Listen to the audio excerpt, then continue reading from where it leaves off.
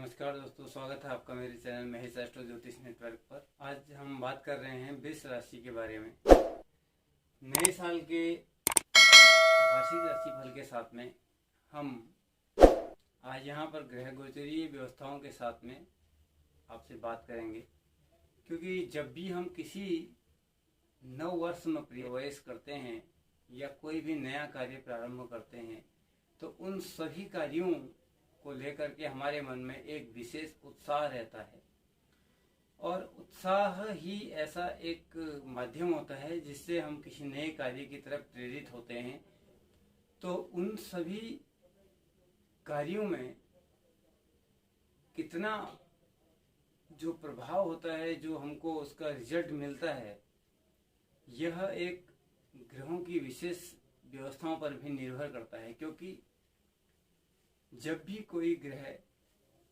परिवर्तित होता है या किसी भी प्रकार से ग्रहों का एक ट्रांजिट कंडीशन बदलता है तो उस बदलाव का एक निश्चित प्रभाव हमारे अपने जीवन के ऊपर भी, यानी कि मानव जीवन के ऊपर भी उसका प्रभाव पड़ता है। इसके लिए आज हम यहाँ पर बात करेंगे वृष राशि के लिए। तो इसी के साथ साथ में आप सभी लोगों को नव वर्ष की मंगल में बहुत बहुत शुभकामनाएं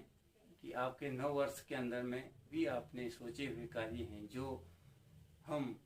कुछ नया करना चाहते हैं और कुछ बुरा त्यागना चाहते हैं, तो उसके लिए जो आप दृढ़ संकल्प से प्रेरित होकर के अपने जीवन पथ पर सोच के साथ में अभी से निकल रहे हैं, तो कुछ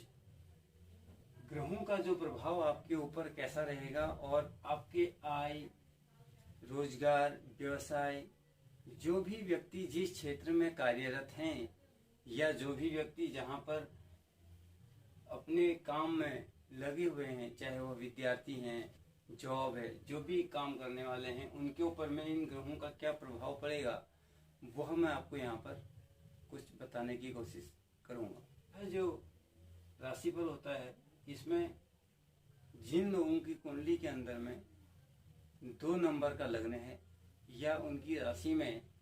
चंद्रमा 2 नंबर पर लिखा हुआ है, यानी कि वृषभ लग्न और वृषभ राशि जिनकी है, उन्हीं के लिए है यह आज का राशिफल पर हम बात करेंगे। और इन्हीं ग्रहों की किस तरीके से हर महीने कहाँ कहाँ इन ग्रहों का प्रवेश हो रहा है और किस जगह पर इनका राशि परिवर्तन हो रहा है, वही एक परिवर्तन होता है जो हमारे जीवन पर अब अलग अलग प्रभाव डालता है। क्योंकि 2022 में शनि का एक महत्वपूर्ण योगदान रहता है हमारे ऊपर, और शनि का भी राशि परिवर्तन 2.5 साल में एक बार होता है। और यहाँ आप देखेंगे तो शनि भी जो है 2022 में 29 अप्रैल को कुंभ राशि में प्रवेश करने वाले हैं। तो यहाँ ये जो पोजीशन शनि की हमने यहाँ पर लिखी हुई है, तो यहाँ शनि की ट्रांजिट कंडीशन इस जगह से भाग्य स्थान से हट करके आपके इस जगह पर आ जाएगी, क्योंकि वृषभ और तुला लग्न के लिए शनि को योग कारक माना जाता है। तो आइए बात करते हैं। सर्वप्रथम आपके लग्न की बात करते हैं, आपकी राशि की बात करते हैं। तो आपकी राशि में राहु उच्चस्थ होकर के बैठे हैं, तो राहु का यहाँ पर उच्च होना आपके मस्तिष्क के अंदर में चलने वाले विचारों को दर्शाता है, आपकी कल्पना शक्ति को दर्शाता है। आप बहुत ही सोच विचार कर चलने वाले व्यक्ति होंगे और आपकी कल्पनाएं बहुत तीव्र होती हैं। लेकिन बहुत सारी जगहों पर हमने देखा है कि जितना हमने सोचा है या जो भी हमने काम एक तरीके से व्यवस्थित करने की सिचुएशन रखी है, तो वहाँ पर आपको यह राहु थोड़ा बहुत परेशानी दे सकता है। क्योंकि जितना हम प्लान करते हैं उनको कभी कभी राहु चरितार्थ नहीं होने देता आपको। और इसके ठीक नीचे चंद्रमा और केतु और मंगल की युति है। तो चंद्रमा इस समय अगर आप देखते हैं, क्योंकि चंद्रमा एक विचरणशील ग्रह है, बहुत जल्दी जल्दी राशि परिवर्तन करता है, तो यहाँ जो चंद्रमा की कंडीशन है, यह चंद्रमा की पोजीशन नीच राशि में है और केतु के साथ में है। तो इस के प्रभाव से कभी कभार आपके पारिवारिक जीवन में उतार चढ़ाव आ सकती है, दाम्पत्य जीवन में मतभेद हो सकते हैं, माता के स्वास्थ्य के लिए भी यह चंद्रमा यहाँ पर अच्छा नहीं माना जा सकता। तो उन सब चीज़ों के लिए भी आपको ध्यान रखने की ज़रूरत होगी। और सबसे पहली चीज़ होती है कि आप अपने क्रोध पर नियंत्रण रखें, क्रोध पर आप अपना कंट्रोल रखें। निश्चित तौर पर अगर आप इस बीच में किसी भी तरीके से कोई घर, जमीन, इस तरीके की चीज़ को परचेज करना चाह रहे हैं, तो जब तक सूर्य की पोजीशन यहाँ पर रहेगी उस बीच में आपको थोड़ा विचरणीय स्थिति रहेगी, क्योंकि यहाँ यह जो सूर्य की पोजीशन है, चतुर्थ भाव का जो स्वामी ग्रह सूर्य है, यहाँ से हम घर आदि को देखते हैं, तो यह सूर्य यहाँ अष्टम में जाकर के बैठा है। तो लेन देन में थोड़ा सा धोखाधड़ी या किसी भी प्रकार से निराशा होने वाली बात सामने आ सकती है। तो इसके लिए आपको थोड़ा इंतजार करना चाहिए। हाँ, आप कोई वाहन अगर आपको खरीदना हो, किसी भी तरीके का कोई घर के अलावा जैसे आप गाड़ी वगैरह खरीदना चाहते हैं, तो उसके लिए आपको कोई दिक्कत यहाँ पर नहीं आने वाली है। तो बृहस्पति यहाँ पर आपका है 10वें भाव के अंदर में, कुंभ का गुरु है। तो यह बृहस्पति आपका यहाँ पर केवल 12 अप्रैल तक ही रहने वाले हैं, और 12 अप्रैल में यहाँ से ये बृहस्पति आपके परिवर्तित होकर के इस जगह पर चले जाएंगे। तो इस जगह पर जब गुरु जाएंगे तो आपको निश्चित तौर पर यहाँ फिर लाभ अभी से अच्छा मिलना चालू हो जाएगा, क्योंकि यहाँ पर गुरु की जो पोजीशन होगी, आपके पराक्रम पर वृद्धि हो जाएगी। आप एक अपने आप में कॉन्फिडेंट नजर आने लग जाएंगे। आपको लगेगा कि जो भी मैं कार्य कर रहा हूँ या करने वाला हूँ वो निश्चित तौर पर मैं कर सकता हूँ। या किसी के साथ में भी आपको कोई बहुत महत्वपूर्ण मीटिंग्स या किसी भी तरीके की लेन देन से रिलेटेड बातें या कोई भी बहुत बड़ी डील या कोई ऑफिशियल वर्क जो काफ़ी लंबे समय से आपका पेंडिंग रहा हो, उस पर कोई चर्चा करनी हो, तो वहाँ पर निश्चित तौर पर आप बहुत ही आत्मविश्वास के साथ में उस चीज़ को कर पाएंगे, क्योंकि गुरु की पोजीशन यहाँ पर आपके इस भाव को बढ़ाएगी। दूसरी चीज़ यहाँ पर संतान के लिए देखते हैं, तो इसी पीरियड में आपको अगर आप संतान की इच्छा रखते हैं या संतान प्राप्ति के लिए आप प्रयास कर रहे हैं, तो यहाँ पर संतान के लिए भी आपको गुरु का प्रभाव सफलता देने वाला होगा। संतान के लिए भी आपको यहाँ पर शुभ फल प्राप्ति के योग हैं। या यूँ कहें, अगर आपकी जो बच्चे हैं वो अगर पढ़ाई करने वाले हैं या किसी भी तरीके से कोई अच्छा काम कर रहे हैं, एजुकेशन से जुड़े हुए हैं या किसी भी तरीके की नौकरी पेशे से जुड़े हैं या नौकरी की तैयारी कर रहे हैं, तो उनके लिए भी यह समय यहाँ पर लाभदायक होगा या उनके जो कार्य हैं वो सिद्ध होंगे। नवम दृष्टि से यहाँ पर गुरु देखेंगे जब यहाँ पहुँचेंगे तब, यानी कि ये बात हम कर रहे हैं 12 अप्रैल के बाद की, तो तब यहाँ पर जो थोड़ी बहुत जो फैमिली में डिस्टर्बेंस अभी फ़िलहाल आपकी होने की संभावनाएं हैं अप्रैल तक, तो वो उसके बाद में कहीं जाकर के यहाँ पर आपको अच्छा रिजल्ट गुरु देना चालू करेंगे। तो वह पोजीशन आपके अभी से बेहतर रहेगी। अब यहाँ जो शनि और बुध की जो युति है, क्योंकि शनि भी यहाँ आपके 29 अप्रैल को यहाँ से चेंज होकर के इधर चले जाएंगे, तो आपके कार्य व्यवसाय में शनि कुछ परिवर्तन कर सकते हैं या जो आप काम कर रहे हैं उसमें आपको पूर्ण रूप से लाभ प्राप्त कराने में सामर्थ्यवान हो सकते हैं, क्योंकि शनि ग्रह आपकी कुंडली के लिए वर्तमान समय की जो पोजीशन है शनि की, तो यहाँ भी हम उनको खराब नहीं कहेंगे, क्योंकि जब भी इन दोनों भावों का स्वामी ग्रह अगर अपनी ही स्वराशि के अंदर में यहाँ बैठा होता है तो निश्चित तौर पर आपको उसका फल अच्छा मिलता है। क्योंकि इस समय शनि की जो दृष्टि है वह दृष्टि आपके आय भाव पर है, तो ये माना जाता है कि जहाँ जिस जगह पर शनि ग्रह का प्रभाव होता है, जिस जगह पर शनि ग्रह की दृष्टि होती है, वह दृष्टि शनि की एक तरीके से हमारे उन सभी कार्यों पर एक बुरा प्रभाव डालने की होती है। लेकिन जब शनि आपके इस जगह से परिवर्तित होकर के इस कर्म भाव के अंदर में आ जाएंगे, यानी कि यह पिता के लिए भी देखा जाता है, तो यहाँ पर अच्छा नहीं माना जाएगा, क्योंकि ये है शनि का स्वराशि या गोचर रहेगा, बट काम के लिए अच्छा रहेगा। तो यहाँ जो शनि का प्रभाव होगा, यहाँ से शनि की दृष्टि इस जगह पर रहेगी, नीच की दृष्टि रहेगी व्यय भाव पर, तो कुछ अनावश्यक खर्चों को यह शनि यहाँ पर आपके बढ़ा सकता है। अचानक से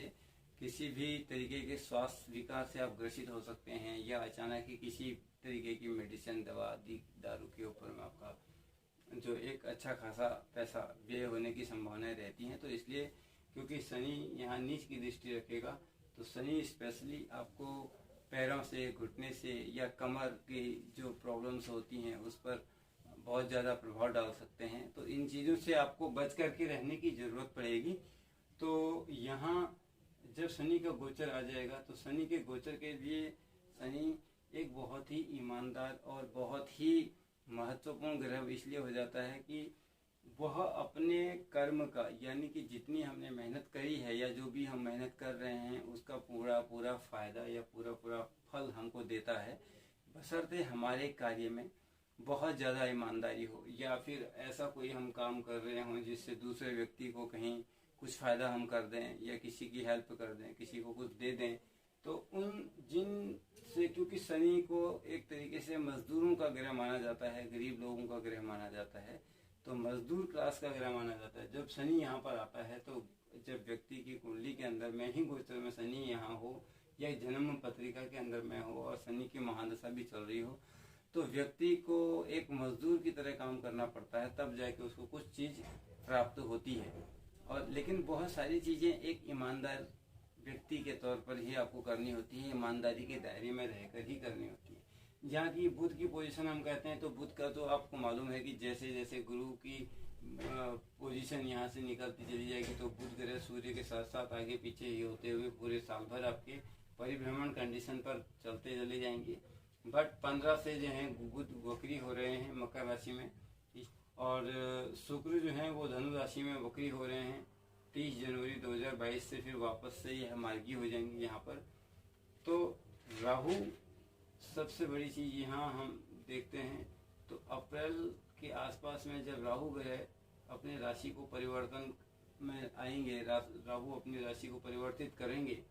तो राहु का यह परिवर्तन आपके बहुत सारी चीज़ों पर बहुत बड़ा प्रभाव डालेगा, क्योंकि राहु द्वादश स्थान पर इस जगह पर आ जाएंगे। और यहाँ पर आने के बाद में, क्योंकि अभी यहाँ पर हैं तो ऑलवेज राहु केतु जैसे वो वक्री कंडीशन में हमेशा रहते हैं, तो यहाँ जो राहु होंगे वो इस जगह पर आ जाएंगे 12वें घर में मेष राशि में। तो यहाँ ये राहु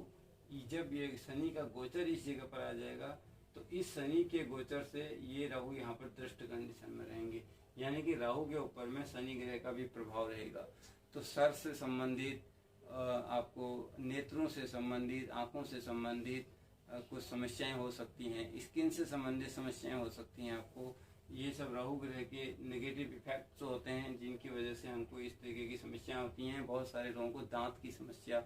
यानी कि दांतों के दर्द या दांतों से संबंधित कोई परेशानी नहीं यहाँ पर आपको होने की संभावनाएं राहु ग्रह से होती है। सबसे ज़्यादा प्रॉब्लम जो है आई साइट्स की हो सकती है, आंखों का चश्मा लगाने की जरूरत तक आपको यहाँ पर पड़ सकती है।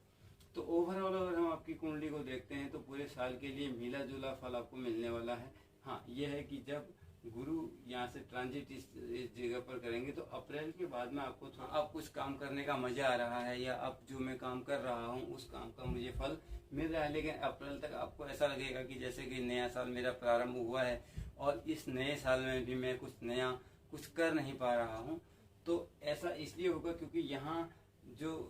इस जगह पर है गुरु जैसे कि स्थान हानि भी देते हैं, तो कर्म स्थान का लाभ आपको पूरा पूरा नहीं मिलने देंगे। जब भी अगर यहाँ पर आ जाएंगे तो आपको पूरा फायदा मिलेगा। और दूसरी चीज़ ये है कि सारे ही ग्रह आपकी इस समय गोचरीय जो व्यवस्था है ग्रहों का, जो ट्रांजिट कंडीशन अभी आप देख रहे हैं, यह ट्रांजिट कंडीशन आप 1 जनवरी 2022 का देख रहे हैं।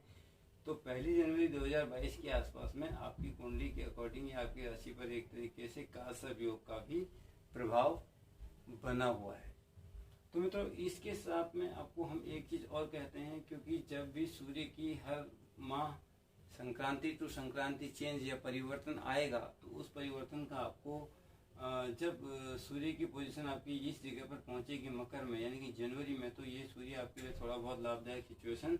अभी के बजाय देना चालू करेगा। वो हम मकर में प्रवेश करेंगे 14 जनवरी 2022 को, क्योंकि अष्टम में सुखेश होकर के बैठा है। तो थोड़ा ऐसे व्यक्ति को कुछ टाइम के लिए अपने घर से अलग या परिवार वालों से वैमनस्य, विचारों में तालमेल में थोड़ी सी परेशानी, इस तरीके की सिचुएशंस को आपको फेस करना पड़ सकता है। या ये भी कह सकते हैं कि जो लोग आपको आज तक बहुत अच्छा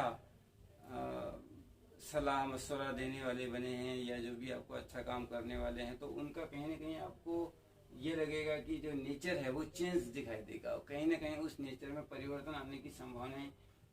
रहेंगी। तो यहाँ यह मंगल जो है केतु के साथ में है, तो यह भी एक तरीके से सुख में कमी ला सकता है, क्योंकि यह एक अंगारक योग बनाएगा। कभी कभार ऐसे योगों में हम खुद भी कुछ इस तरीके की गलतियां करते हैं या कुछ इस तरीके के नेगेटिव इफेक्ट्स हमारे माइंड में फिट हो जाते हैं। हम एक नैरेटिव सेट कर लेते हैं कि नहीं ऐसा खराब होने वाला है,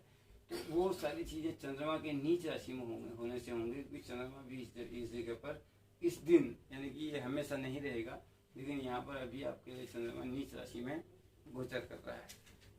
अब यहाँ अगर हम पूरे साल की बात करते हैं, बिजनेस व्यवसाय के लिए बता दिया है मैंने। एजुकेशन अगर आप लेने वाले हैं या कोई विद्यार्थी हैं तो उनके लिए भी यहाँ पर कोई विशेष नेगेटिव नहीं है, क्योंकि यहाँ मूल त्रिकोण को अगर हम देखते हैं तो पंचम और इस जगह का और लगन को जो है मूल त्रिकोण ही माना जाता है। तो इन सारे ग्रहों का एक गोचरीय व्यवस्था जहाँ तक रहती है वो सब आपके लिए पॉजिटिव रिजल्ट देने वाली रहती है। आपको कुछ भी नई चीज के लिए, नई व्यवस्थाओं के लिए आपको अच्छा लाभ यहाँ पर मिल सकता है। तो आप अगर कोई आप नया स्टार्टअप करना चाहते हैं, नया बिजनेस करना चाहते हैं, जब राहु का गोचर इधर आ जाए, तो अगर आप कोई शेयर मार्केट या इस तरीके की किसी चीज से जुड़ना चाहते हैं तो इन सभी में आपको एक अच्छा फायदा मिल सकता है। क्यों? क्योंकि यही ये ग्रह होता है जो यहाँ पर या इस जगह पर आपको एक अच्छा फल दे सकता है। तो इन सभी चीजों को ध्यान में रखें तो आपका जो संपूर्ण वर्ष होगा वो लगभग अप्रैल के आगे से आपको अच्छा रिजल्ट देना चालू करेगा। लेकिन हाँ, हम ये तो जरूर कहेंगे, क्योंकि पिछले कई टाइम से आपके जो प्रयास हैं, लगभग जहाँ पर आप हैं आप वहाँ पर एक स्टेबल कंडीशन में हैं, उसमें बहुत ज़्यादा कोई आपको बेनिफिट या तरक्की या जो भी आपने सोचा है वो काम आपका उतनी आसानी से पूरा नहीं हो रहा है। तो लगभग 2016 या हम कह सकते हैं 17 से, क्योंकि ये शनि का गोचर आपकी राशि के लिए बहुत ही महत्वपूर्ण होता है, तो 2-2.5 साल का समय लगभग होता है, तो हम 18-19 से भी इसको मान सकते हैं। हालांकि क्योंकि जब यहाँ पर शनि 2.5 साल से हैं तो 2.5 साल ये और 2.5 साल शनि का गोचर यहाँ भी रहा है अष्टम में, तो अगर कर्म स्थान का स्वामी ग्रह अगर अष्टम में ही गोचर करेगा तो हमेशा लंबे समय के लिए गोचर करेगा, तो लगभग उतने पीरियड के लिए व्यक्ति को हमेशा परेशानी रहती है। क्योंकि पिछले 2017 के टाइम पर तो आपकी 7.5 नहीं थी, तो ढैया तो जरूर चल रहा था। तो अब यहाँ अगर हम देखें तो इस समय अगर मिथुन राशि और तुला राशि वाले जातकों का इस समय ढैया चल रहा है, जब यह यहाँ पर चेंज होंगे शनि तो इनका खत्म हो जाएगा। और 7.5 इस समय चल रही है, धनु मकर और कुंभ इन 3 राशि वालों की 7.5 भी चल रही है, तो इनकी 7.5 भी इसी गोचरी व्यवस्था के साथ में समाप्त हो जाएगी, जिसमें से धनु राशि की और यहाँ चालू हो जाएगी मीन राशि की। तो फिर इन 3 राशि वालों की 7.5 एक साथ में यहाँ पर चलेगी। तो इस प्रकार से आपको कोई बहुत ज़्यादा नेगेटिव हम नहीं कहेंगे, लेकिन बहुत पॉजिटिव भी नहीं कहेंगे, क्योंकि आपको मैं ये कह दूं कि नहीं अभी नया साल शुरू हो गया है, यहाँ से आपको बहुत ज़्यादा फायदा तुरंत ही मिलना चालू हो जाएगा, ऐसा नहीं है। क्योंकि आपको फायदा मिलेगा इस वर्ष, जो निश्चित तौर पर आपके सारे अटके हुए काम होंगे, लेकिन वह होंगे जब यहाँ पर ये अप्रैल में 12 अप्रैल को गुरु मीन राशि में यहाँ से प्रवेश करेंगे तब। तो मित्रों, इसके साथ साथ में आपको माता दुर्गा की उपासना करनी चाहिए या फिर सिद्ध कुंजिका स्तोत्र का आपको पाठ वगैरह करना चाहिए। और जब राहु का गोचर द्वादश स्थान में जाता है तो कभी कभार व्यक्ति छोटे मोटे नशे भी करने लग जाता है, तो उन सबको कंट्रोल में रखने के लिए दुर्गा जी का, जो दुर्गा माता का सिद्ध कुंजिका स्तोत्र आता है उसका आप पाठ करेंगे तो आपको उसका फायदा मिलेगा। और वैसे भी अगर आप शुक्र आपका राशि स्वामी है तो इसलिए भी आपको शुक्रवार को माता रानी की उपासना हर शुक्रवार करती रहनी चाहिए। इसके साथ साथ में हम लेते हैं आपसे विदा। नमस्कार, धन्यवाद।